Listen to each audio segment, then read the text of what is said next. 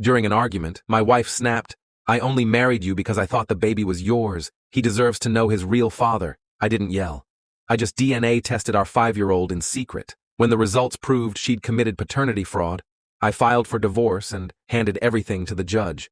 Hello Reddit I+ here. I'm 41 and, until a few months ago, I thought I understood what betrayal looked like. I'd been disappointed before, sure. Work politics, friends flaking, the usual. But nothing prepares you for the moment the person you built your life with looks you in the eye and casually rips the floor out from under you. It happened on an ordinary Thursday night. My wife, Marissa, 39, was pacing the living room, furious over something trivial that had snowballed into a pointless argument. I was exhausted and ready to walk away when she suddenly spun around and hissed, "I only married you because I thought the baby was yours.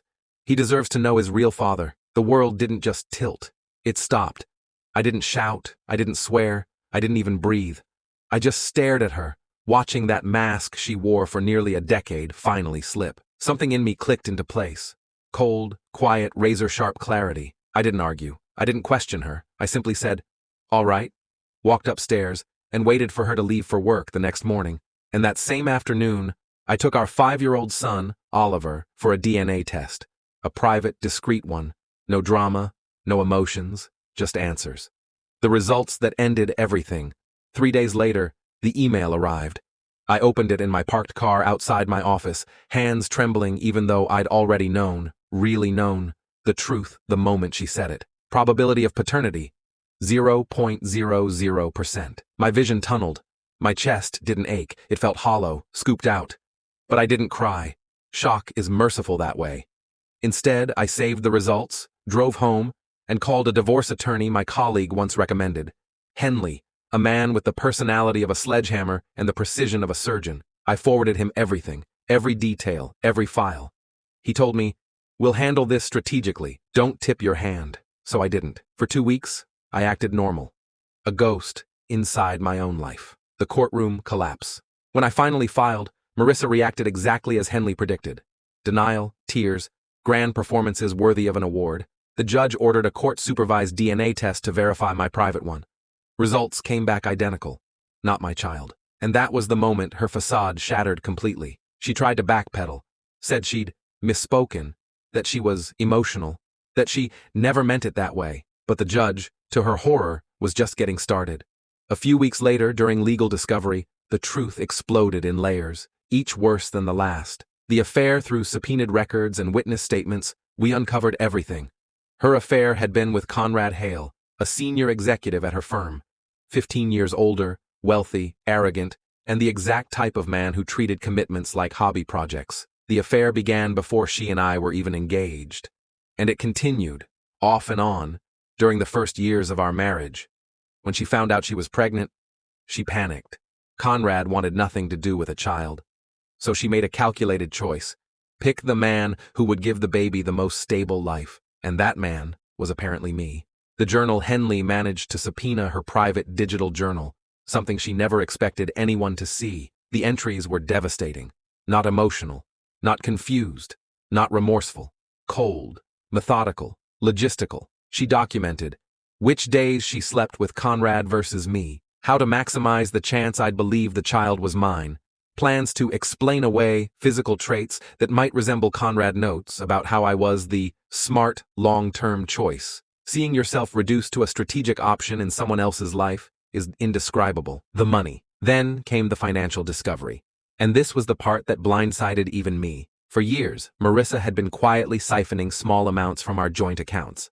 Amounts just small enough to avoid detection. $40 here, $150 there, $200 on months when I traveled for work. Over 8 years, this added up to nearly $180,000, tucked into a separate investment account under her maiden name. When Henley showed me the spreadsheet, I felt physically sick. This wasn't a mistake, or an impulse, or desperation. This was a long-term, calculated extraction. By the time our final hearing came, Marissa was a wreck, shaking, crying, rambling, trying every angle imaginable. Remorse, confusion, emotional distress, victimhood, nostalgia. But the judge wasn't buying it. The judge looked at her, really looked, and said, "Given your profession, your choices were intentional. You weaponized your legal knowledge to deceive your husband financially, emotionally, and biologically. This court has no sympathy for deliberate fraud. That was the beginning of the end. The final judgment? Full, immediate divorce. I received 75% of our marital assets. She was ordered to repay all siphoned funds. She was ordered to cover my legal fees.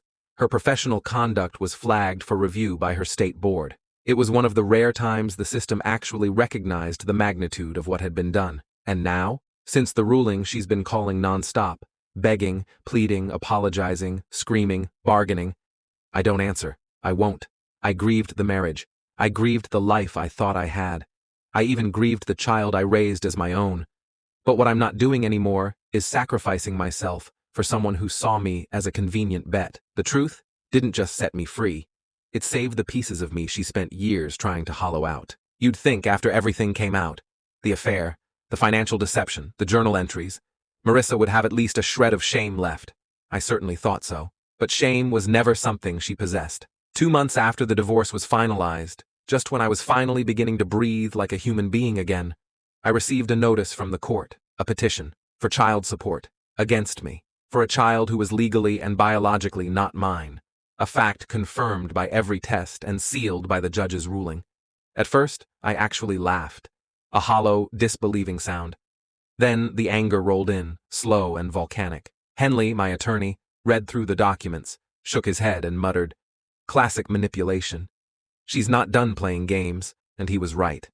After the petition was filed, she started calling again, but the tone had changed. Gone were the frantic apologies and rambling voice messages. Now her voice was soft, sweet, calculated.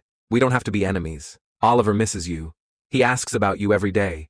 You were the only father he ever knew." That one hit me where it hurt, because despite the betrayal, despite the lies, despite everything, I had loved that boy. But I also knew what she was doing. She wasn't reaching out from remorse. She wasn't reaching out for Oliver's well-being. She wanted control. She wanted financial support.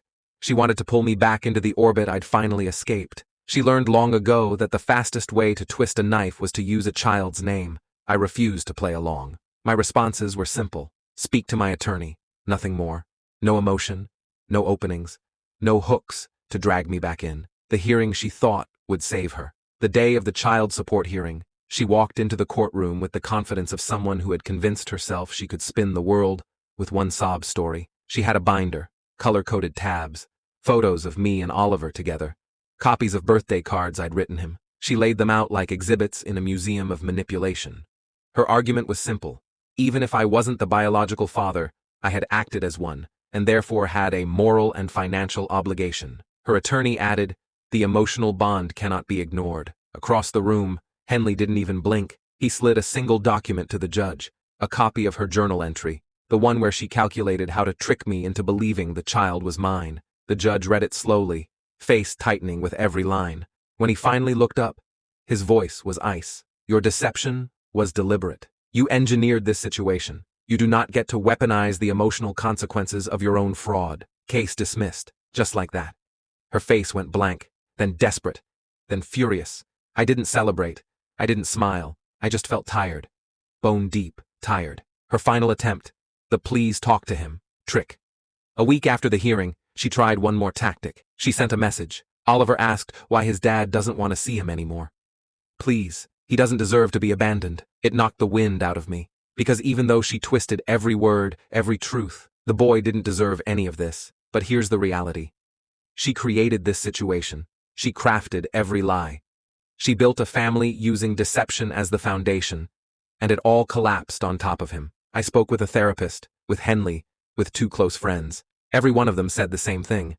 If you go back, she'll use him as leverage for the rest of your life. And they were right. So I sent her one final message. Do not contact me again, unless it's through legal channels. After that, silence. Real silence. Not the silence of peace, not yet, but the silence of a storm finally running out of energy. I'm rebuilding, slowly, carefully, intentionally. I'm not rushing into dating. I'm not trying to fill the empty spaces with noise. Instead, I'm learning to accept reality. I loved a child who wasn't mine, and that love was real, even if the circumstances were built on lies. But I will not let Marissa use that love as a weapon. Not anymore. Not ever again.